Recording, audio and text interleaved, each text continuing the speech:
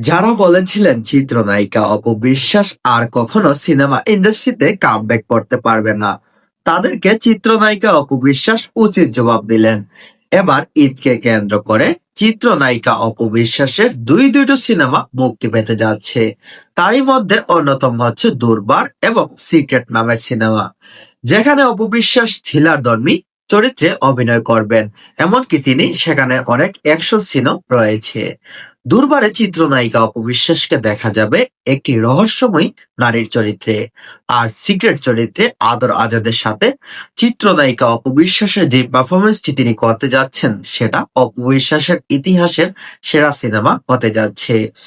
ইতিমধ্যে দেখা যাচ্ছে দুর্বার সিনেমার টিজারটি ইতিমধ্যে রিলিজ পেয়েছে। জানা যায় এবার ঈদে মুক্তির তালিকায় আছে চিত্রনায়িকা অপু বিশ্বাসের দুর্বার সিনেমাটি।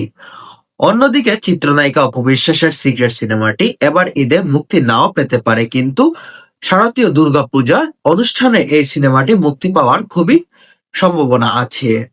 এতে চিত্রনায়িকা অপু বিশ্বাস জানান, যদি রিলিজ করার যে তারিখগুলো থাকে সেটা একমাত্র পরিচালক ও প্রযোজকের উপর নির্ভর করে, সেটা আমাদের হাতে থাকে না। বুবলি বলেছিলেন চিত্রনায়িকা অপু বিশ্বাস আর কখনো এই সিনেমা ইন্ডাস্ট্রিতে কামব্যাক করতে পারবে না।